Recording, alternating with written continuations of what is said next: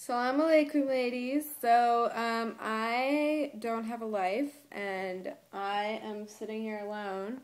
I guess I'm not totally alone. There's Sky's in there, and Rod is over there, and the rest of that is my messy apartment. But, I don't have a life, and I'm sitting here on this lovely Friday night trying to decide what to do with myself, and I decided that I might try to start to make a video for you guys about how I came to Islam and how I started to wear the hijab.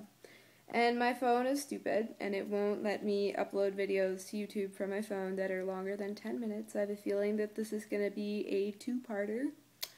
My camera is still dead. It's like, I think it's completely dead, like it won't even turn on. And you all know what happens with my laptop when I record videos on there. It's like the world doesn't want me to be on YouTube. I get it, world, but you're wrong. Anyways, so I would like to tell you guys how I came to Islam.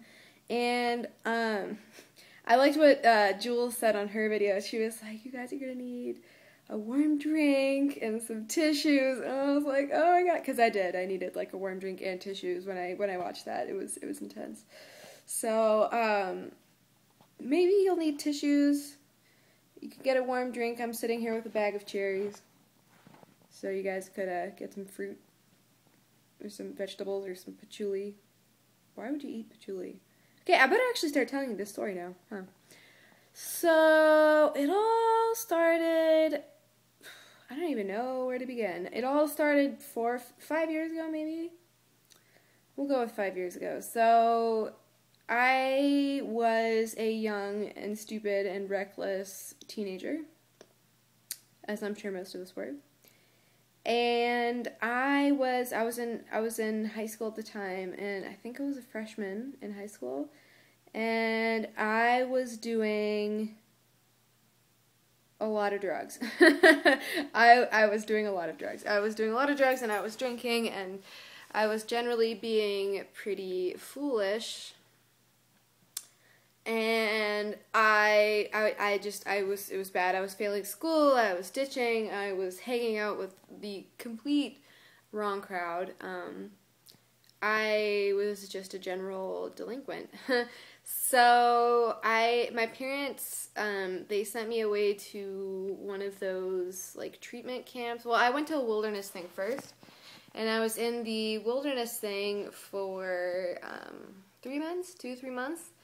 And we were like backpacking around, and that was awesome because and we had to be there because we were under 18, so we really didn't have a choice. And that was awesome. Like, I mean, I hated it initially, but like, I loved it. Like, that changed me, you know what I mean? So, yeah, so that got me out of that phase of my life. And at that time, it wasn't anything deep or serious, you know, it was just being a stupid teenager and just being a stupid teenager growing up in a hippie town like Boulder and being exposed to that culture. Like, this city is known for being very hippie-esque, very hippie-ish. I don't know what you want to call it, but there's a lot of hippies here. So there's a huge drug culture here, and you know, when you grow up here, you just kind of like fall into it if you're not prepared and you're not equipped to really defend yourself. And I had no idea who I was at all. I mean, come on, I was like 14. I was confused. I was like, oh my god, I'm a person and I am forming my own opinions, and what does that mean? So I was confused. So I did a lot of bad things and I made a lot of bad choices. And so then I went and I did that wilderness thing, and then I was in a boarding school for 7 months after that. And after that, it was about 9 months, I came back to Boulder to be with my family. And I went back to the same high school that I'd been going to before I left, and I really didn't have any friends. I mean, most of the people that I had been hanging out with when I was a freshman, and at this time I was a junior, It was the beginning of my junior year. When I had been there as a freshman, you know, all the people that I'd been hanging out with had either dropped out, graduated, left, moved. I even had a couple that had died. So I really didn't have any friends, you know, so I kind of went back to some of the friends that I'd been hanging out with, like in elementary and middle school, but, you know, we didn't really have anything in common, and I thought that they were just, like, immature, and they thought I was crazy. So I really didn't have any friends, and it was really lonely, and it sucked, and I was miserable, and I hated everything about my life. I was so depressed. Like, coming back into that school and not having any friends, I was so upset. I was, like, incredibly depressed. It was horrible. So, I stayed there for about a semester. It wasn't even a semester. It was, like, half of a semester. And I went to my guidance counselor, and I was like, I can't do this. I was like, I can't do this. I was like, I need to either find an alternative, I need to find another school, or I can't stay here.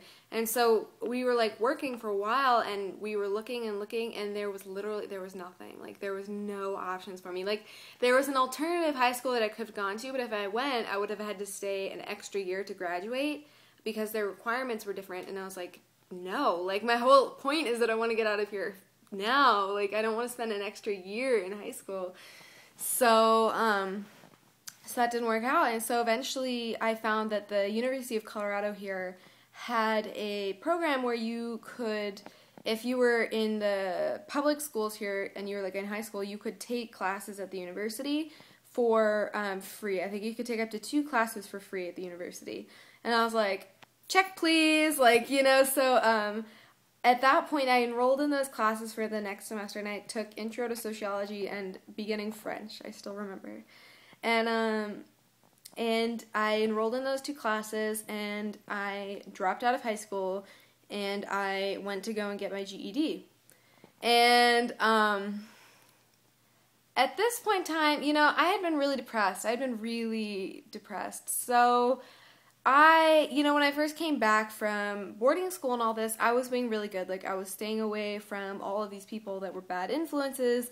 I had been, you know, completely clean and sober, and I was like, no, I don't want to get back into all of that stupid stuff that I was doing before. I want to be better.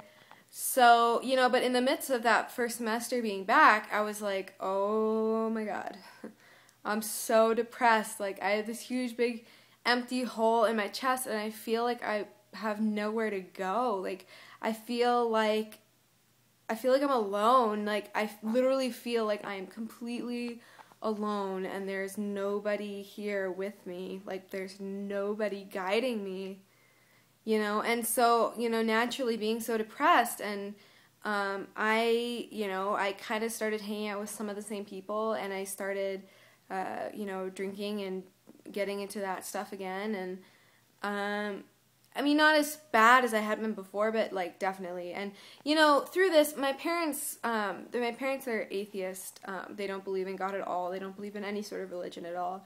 And that's how I was raised. So, you know, naturally at that point, like, I wasn't thinking to myself, oh, I should turn back to whatever. I had nothing to turn back to. I was alone.